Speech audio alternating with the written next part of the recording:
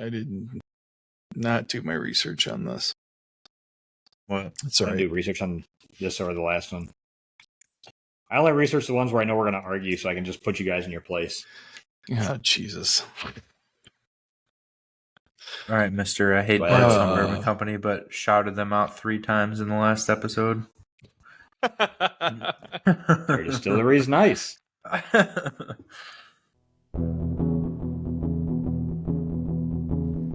podcast about bourbon and the ones who drink it. This is Bourbon Matters.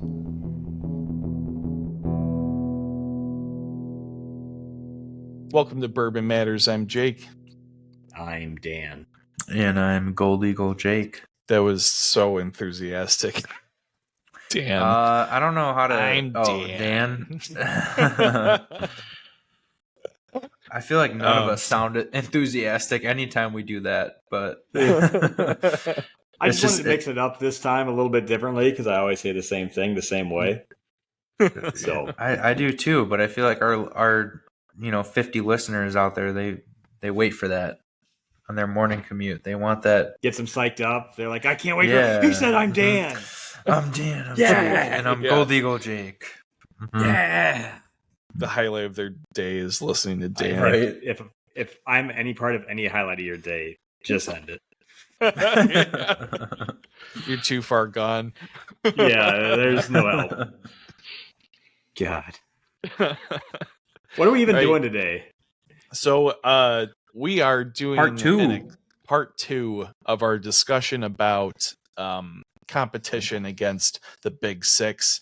But in this episode, we're talking about all the distilleries outside of Kentucky and how they have to compete with not only each other, but also the Big Six, your Buffalo Traces, Heaven Hills, Four Roses, Jim Beam's. I don't even know what the others are. They're Wild missing Turkey. 2, right? Wild Turkey and Jake just got an online order, it sounded like.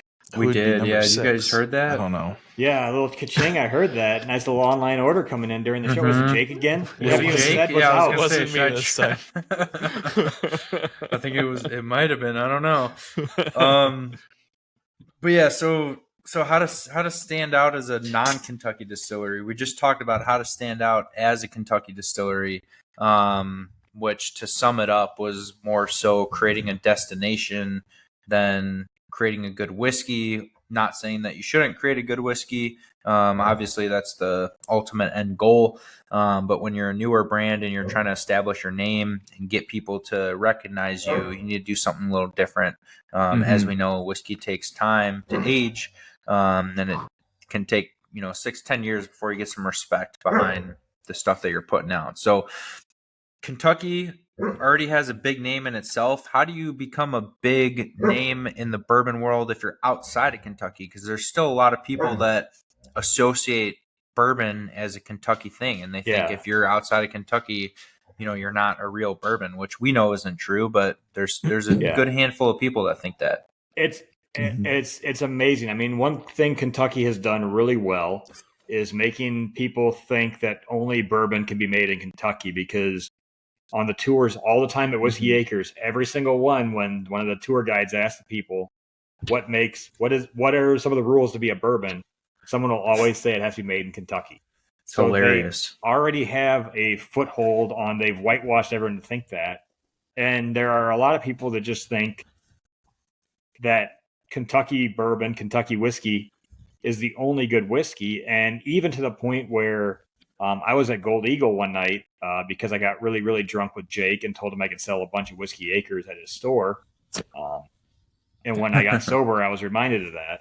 So when I was there, I was giving out samples to people, and I had 2 people tell me that they only buy whiskey from Kentucky. I got them to try our stuff. They're like, well, that's really good, but they're not going to buy it because it's not Kentucky. So these distilleries that are in the other 49 states already have one hand behind their back in the fight against them. So it's the one is you got to beat them first, and then you got to beat all the other competitors. So yeah, how do distilleries not in Kentucky stand out and get sales. Yeah, so I mean, we talked a lot in the last episode about experiences and creating destinations. I think that's incredibly true for places outside of Kentucky. It's the big benefit that distilleries in Kentucky have is the Kentucky Trail, and there's just all kinds of things to do, outside of one single distillery in Kentucky. Where it's much harder if you're a destination in any other state that's trying to sell whiskey or any other kind of alcohol. Like this even goes for breweries, I think, in a lot of ways too. But I think one of the big ways that I think a lot of non-Kentucky brands are pursuing is winning awards. Because a lot of brands are going to San Francisco Wine Festival or Spirits Festival and getting like double golds on things, and they're not Kentucky brands. Whiskey Acres has won some awards at San Francisco, I think. Mm-hmm. Barrel, is a good example. And there's a lot of different non-Kentucky brands that really, I think, do a good job of showcasing the brand at these like different events. Though I think we've talked in the past about how some of those are a little, some might say rigged, but well, they're influenceable in different ways. Yeah, the awards is a good point, although they can be very shaky. There's a lot of competitions out there. There's almost like too many, because every time you go look at a distillery's website, they're promoting, we won gold at the Sheboygan whiskey like fall festival, whatever, something really stupid, right? But props to these distilleries for actually entering their stuff, and when it does well in a competition, they run with it and they promote that. And I mean, like you said earlier, they're already starting so far behind Kentucky distilleries, even new Kentucky distilleries. They don't have that credibility factor of being a Kentucky bourbon. So they're trying to find all these different ways that they can kind of establish a little bit of credibility for themselves and then run with it. So I think, yes, there's a lot of competitions. There's too many out there. There's too many awards being given. But like, if you do enter one of these competitions and your whiskey does well, that's something you should promote and be prideful on. As Jake's showing up a 291 distillery. That's that Colorado distillery, right? Yeah. But so like that's a perfect example right now, because if you're watching the video, this bottle has like 6 award stickers slapped on the bottle. Yeah. And when I first saw this bottle, which was a couple months ago, my first thought was like, oh, that's cool. That's unique. That's something different. Like it looks like somebody just threw on some stickers onto the bottle, which I'm pretty sure that's what they did. But still, it's something different. Like, it's showing people like, hey, we're a small kind of unknown craft distillery that has done well in competitions. And so they're doing something to try and stand out amongst all of these established brands. Especially, they're starting off so far behind, just not being Kentucky. And I don't know if they do clear spirits, but I'd never heard of them. Boom. Whiskey Acres. Vid Bourbon, double gold. Yep. Yeah, awards definitely help. It gives you something to put in your bottle that,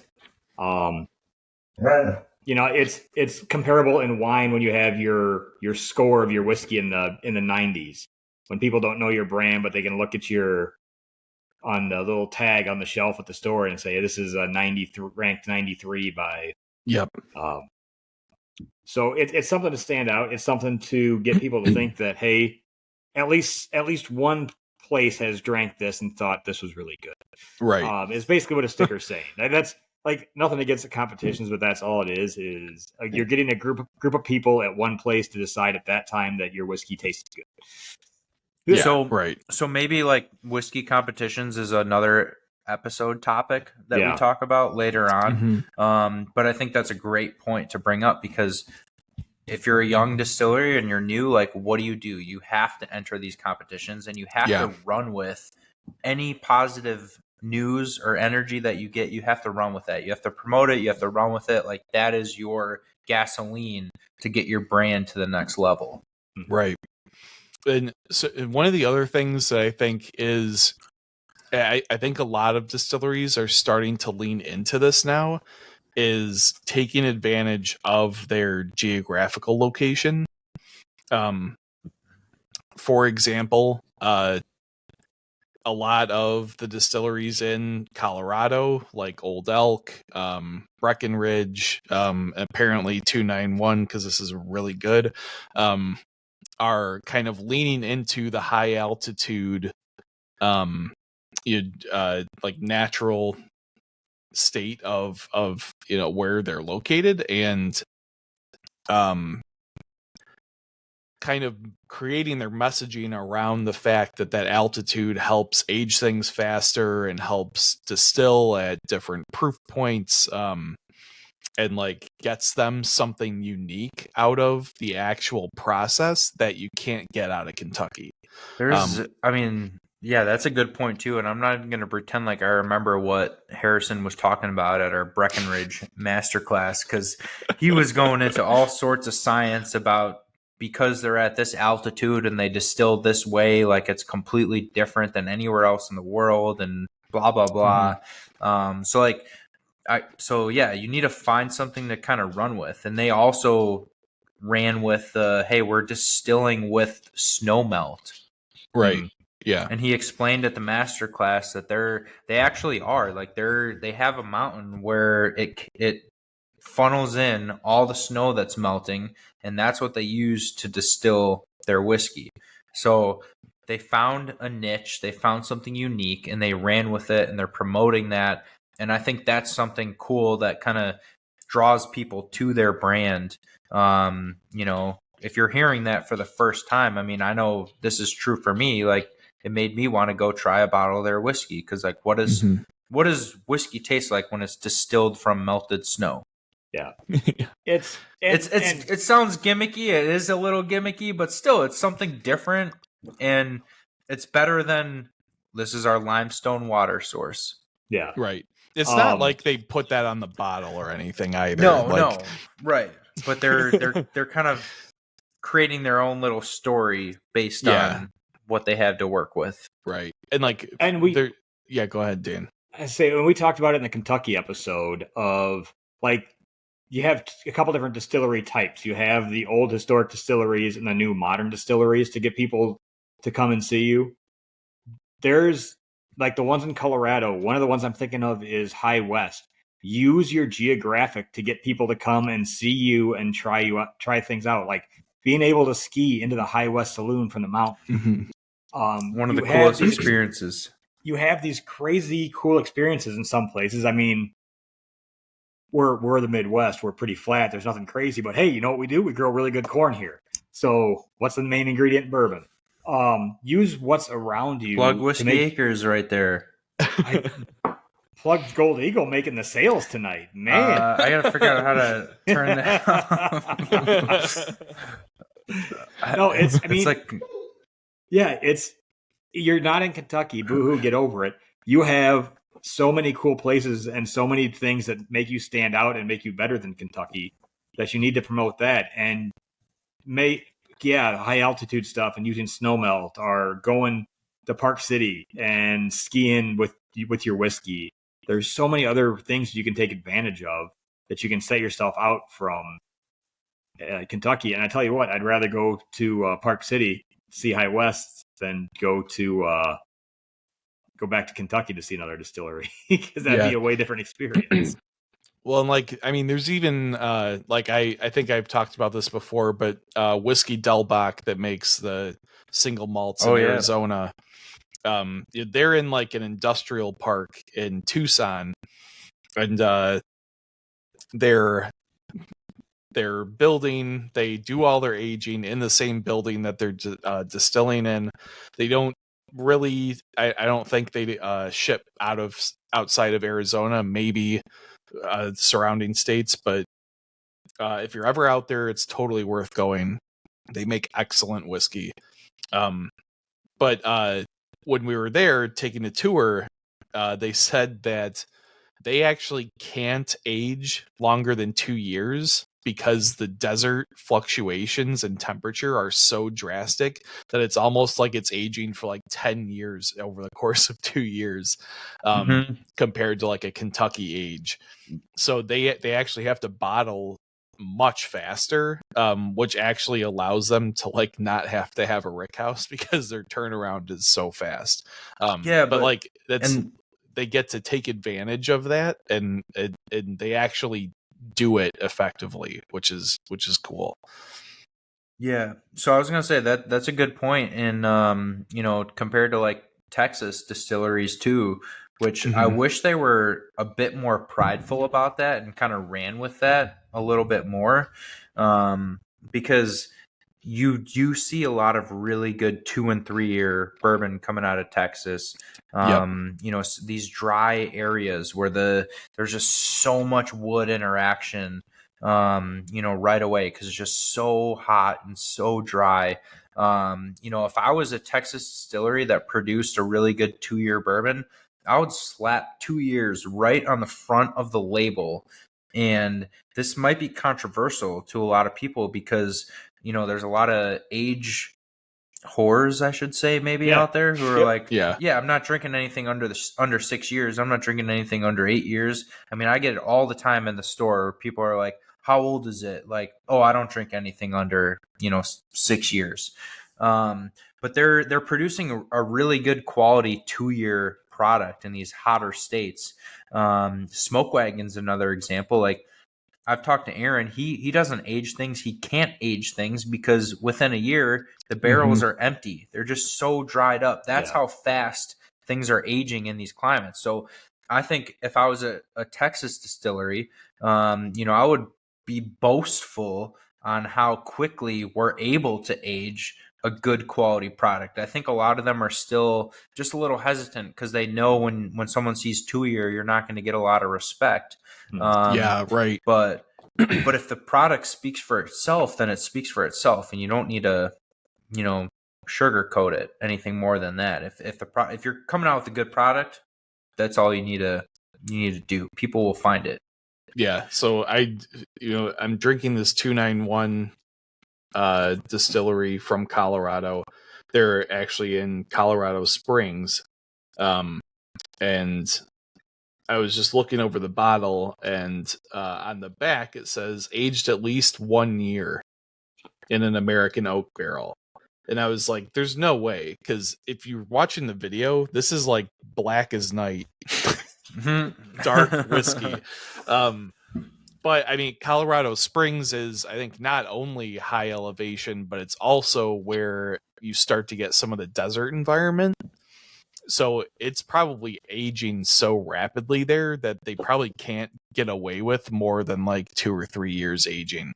And like the oak flavor on this definitely follows the color. This is like dark Coca-Cola. Yeah. Like this looks like Woodford Double Oak, maybe even darker. So like I think it's cool when distilleries don't try and hide that stuff. They do lean into it, and they're not afraid to actually tell you the truth.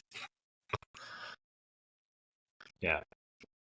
Other ways that I thought of that we're seeing more and more of to get recognition outside of Kentucky to understand that good whiskey can be made outside of there is you're seeing lots more of the big distillers leave Kentucky, and you're getting some of these big master distillers to go to some of these other places. It's a good point.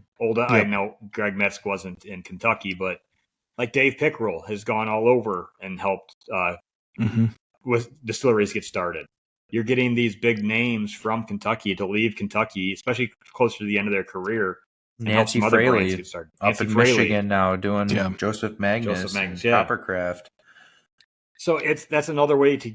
I mean, could they do just fine without? Yes, but I mean, having a big Kentucky name or a big whiskey name behind you really helps set yourself out, because that was Jake when I was talking to people that said they only drink whiskey from Kentucky. The first question I'd ask is, what do you think of Dave Pickerel? A lot of them were big fans. Well, guess what? Whiskey Acres had him, Blacken had him, Whistle Pig had him, a whole slew of places had Dave Pickerel come out there and help him get started, making it basically the same way he did in Kentucky. So a big name like that can really help a brand out. Speaking of Blacken, they're in Ohio, and Ohio, I think, is having a bit of a whiskey renaissance. You have Watershed is there. Blacken's, I think, has their warehouses. Oh, really? Yeah, they just got bought. Actually, by the same people that own Torveg. Yeah. Oh, no way. Yeah, I found that out when I was at Torveg, which was pretty cool. I think it broke like right after you got back. Is when when we were there, we were told not to say anything, but that they just bought Watershed, and I was like, that's kind of cool. And that company doesn't have a lot of spirits. They're more wine, aren't they? Watershed? No, the company that bought Watershed. Yeah, they have a lot of different things. They have a lot of like weird liqueurs. Like that's right. Yeah. Like a lot of like chocolate liqueurs, like fruity liqueurs, like a lot of like all very good, very high quality products, but just not a ton of distilleries. And actually Torveg was like the first like major distillery that they purchased. And they kind of, were pioneers in starting that distillery as well with them. So obviously they're doing well because they're buying established brands now, American brands. So yeah, I mean, yeah, there's quite a bit of ways to, build your name if you're outside of Kentucky, but obviously it's a lot harder than being in Kentucky. Yeah. I think that's Sorry, Jake. You were talking about Ohio there. I don't want to cut you off from Ohio. Oh yeah, I mean, like there's Middle West is kind of the big one in Ohio. They're big uncovered name. Yeah, everyone will know about them soon, but yeah, they're kind of poised to be the next MGP, as MGP is kind of closing off availability to a lot of people. So that's definitely one to keep an eye on. A lot of their stuff's pretty hard to find right now. Though probably in the near future that'll be a little bit more accessible, I would hope. It's very hard to find, but nobody knows to ask for it or really what it is. Yeah. I saw they had like, you had the straight wheat whiskey on your shelf today. We did, yeah, and it's if you notice, it's on the bottom shelf, like kind of hidden away, because like we can't really order any of that stuff. They're being dominated by contracting companies that are just buying everything they have, because they are kind of like the under the radar next up and coming MGP. Which, if you're looking for their stuff, Fox and Odin is one of the big names that has gotten behind Middle West and has started to source Middle West barrels. Actually, maybe that'll be my coupon code for the episode. Do a little Fox and Odin coupon, because we can't really get Middle West stuff right now. But let's do BM Fox Odin for one-time use, 10% off any Fox and Odin bottle. That's ODEN, correct? ODEN. So BM Fox Odin. BMFOXODEN gets you 10% off any Fox and Odin. The rye is really good. One-time use. The rye is really good. And the rye is half the price of the rest. It's $50. The rye is actually kind of what I think of when I think of Middle West, because they have that pumpernickel rye mash bill, which is what they use in Fox and Odin, which sounds intimidating, but It's really nice. It gives it like a nice little like roasty chocolate kind of vibe. Yeah. Little bit of floral, but definitely not like overpowering with spice or anything for that matter. Yep. What are some other ways that stand out? I mean, getting a big master distiller behind you, using your location to your advantage. Any other things that you think you guys can think of, awards, to get a company to stand out outside of Ohio? Or, geez, I just talked about Ohio. Well, outside of Kentucky.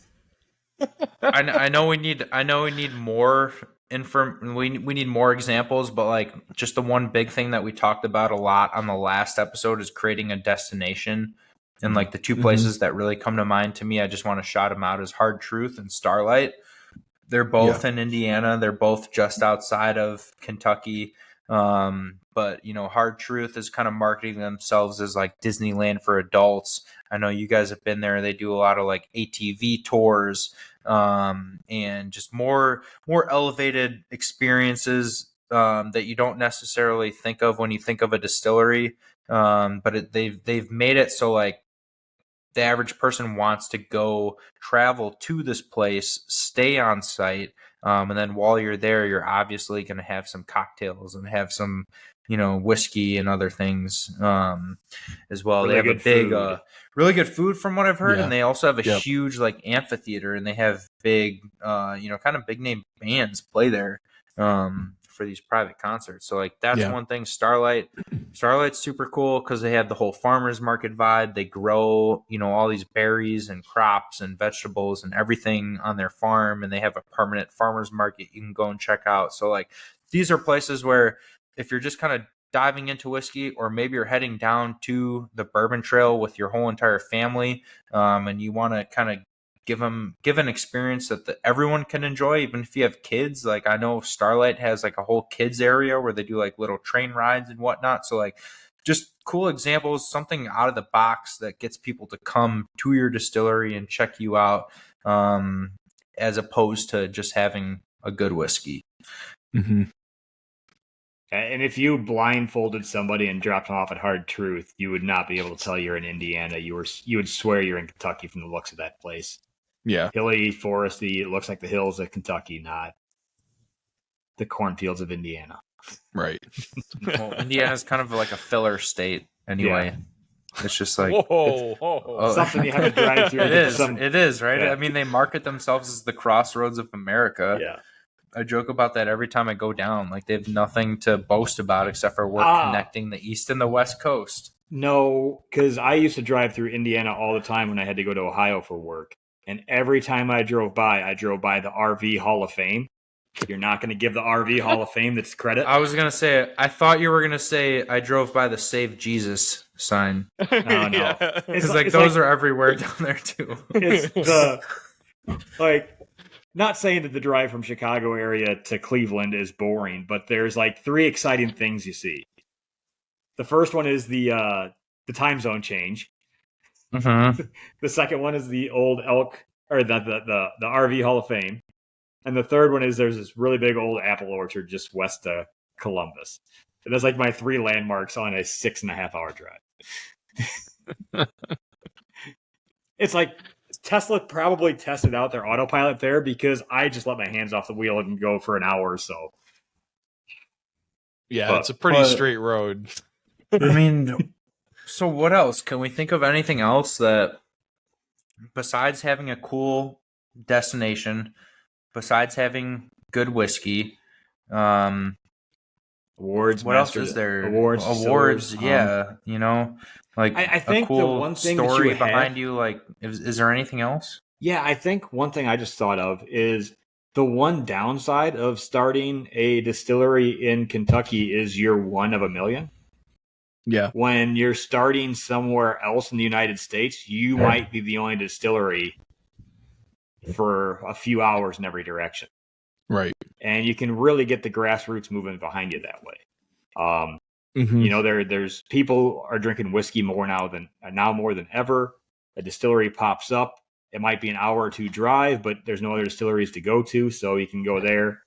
They're always fun. It's nice to have a little grassroots movement, and you get the locals to start buying it, and then you keep spreading your wings out farther and farther and farther until you get into different states, and that's another way to do it too. Yeah, I mean, one of the things too that I think is worth bringing up is because of the density in Kentucky, everybody's sourcing all of their ingredients. Where in the rest of the country, you get to open yourself up to opportunities like Whiskey Acres and Frey Ranch have, where they're, farm to bottle, all encompassing distilleries, which is really cool. And, like really fits the millennial vibe of knowing where your stuff comes from and all that kind of crap. So low impact on the environment. Nah, man. No, that's a really good point. And Dan kind of touched on it earlier in this episode about how Whiskey Acres is just, they're building their whole thing about local corn, and we're looking into all these corn varietals and focusing on them and bringing you a whiskey that's made with different corn. Like, that's something that you do as a new distillery to kind of stand out and, make yourself apart from everywhere else. Like, I don't know any place in Kentucky that you can walk in and find like at least 3 or more different corn varietals. Yeah. And I say that because there's maybe only 2 or 3 that I think of that have 2 corn varietals. Yeah. Which would be like Jeff the Creed has like a Bloody Butcher. They do a Bloody Butcher, and a regular corn, and then like Castle and Key has a white corn. But like, there's no distillery I can think of that has 3 corn varietals, and there's only 2 or 3 I know of that have like 2. So Whiskey Acres doing farm to bottle and 5 or I don't know how many varietals you guys have now. Probably more than what we've seen, but 7. So he's 7, and I believe probably going to be more because you guys are like breeding corn over there, aren't you? Yeah, there's a lot of good corn sex going on in the California. Corn sex. Started a lot of good corn sex. That's another episode topic too. Corn sex. Corn sex.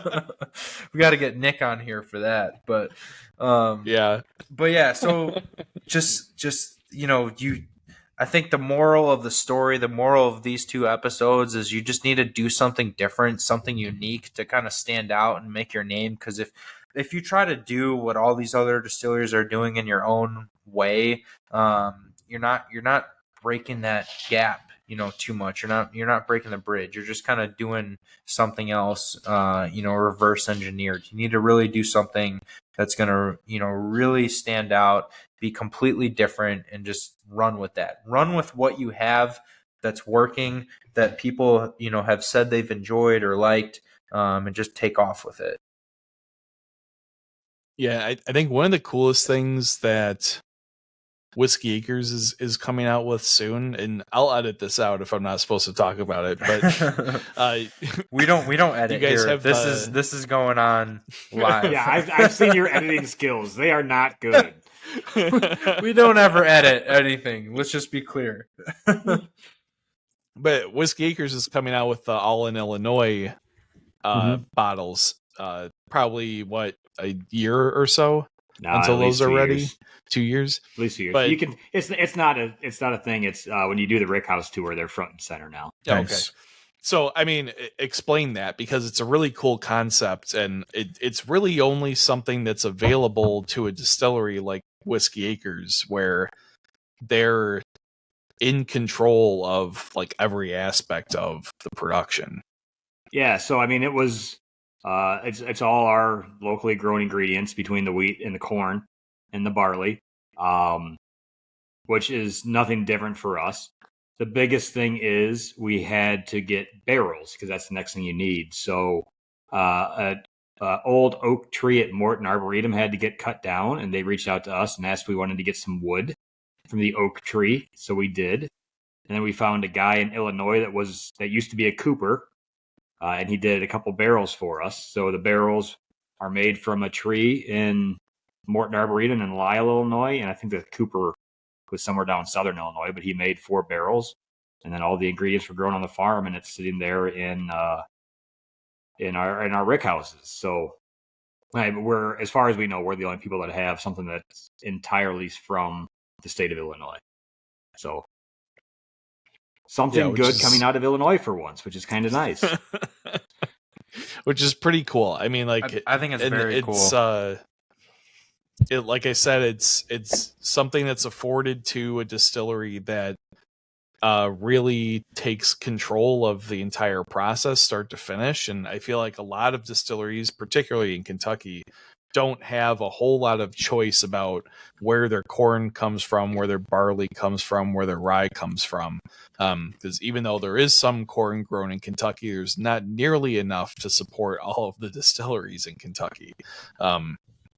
So yeah, it just another thing that you can use to feature yourself and make yourself stand out in the marketplace of distilleries across the country right now. Yeah. So I would add, like, kind of summing that up, like, stand out locally, build a good following locally, get people in your area to come to your distillery, support your brand, which obviously Whiskey Acres has done a really good job of. Yeah. Thank you. You're welcome. Speaking of that, it's not often we compliment each other. Yeah. In November, we'll be recording an episode at Rush Creek, which will be fun. Dan is kind of going to be a turncoat on that episode, but that's okay. Turncoat. I'm not going to slip anything into any of their products along the way. Yeah. No sabotaging anything, Dan. No, the fun thing is, especially like Kentucky might be a little bit different because there's so much competition, but we're all pretty friendly amongst distilleries, all of our local people. So, no, it's fun. Yeah. So Rush Creek is another Illinois distillery out in Huntley, I think. Harvard, Illinois. So yeah, that'll be fun. Sounds like we're gonna get to record on the out in front of the the stills. There you go. That's what happens when Jake does distillery. I was like, that's 2 episodes. This is why we can't do back-to-back episodes. Jake can't think. Yeah. So yeah, that'll be fun. And that was set up by friend of the show, Tom, at Antioch Barrel. If you want any kind of barrel furniture or barrel related things, decorations or whatever in your house, give him a shout. You can find him on Facebook and Instagram. Just search for Antioch Barrel. He makes really cool stuff. We've got our barrel toppers that say Bourbon Matters.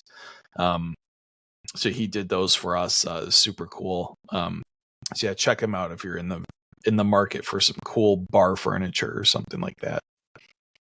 Yeah. And if you want to make Jake's phone go ka-ching during an episode and hear it, you can do that by buying stuff online at Gold Eagle. You can. Jake, where can they do that at? I'm going to see if I can turn that off, but I don't know. Maybe I should. Maybe I just should let it go during episodes. GoldEagleWine.com. You can shop our entire inventory. Also download our app. Follow us on Facebook at Gold Eagle Spirits. Follow us on Instagram at Gold Eagle Wine. And yeah, stay up to date with all of our new releases and what's going on at the store. Dan, where can they find Bourbon Matters? Ooh, throwing them on the spot. Usually if you type in the Google box, you can find us on Instagram at Bourbon Matters, Facebook at Bourbon Matters. Listen to another episode and hear how Jake plugs it. That's how you can find don't listen to me. I'm not good at this. I'm the setup guy. I'm not the knock 'em down guy. You can listen to us. If you're already listening to us, you already know how to find us. Yeah, you can listen to us on anything where you listen to your podcast, YouTube at Bourbon Matters as well. You know the drill. All right. Well, guys, try other whiskeys, not just in Kentucky, because they're just as good, if not better. Don't be one of those people. Yeah. Cheers, guys. Cheers.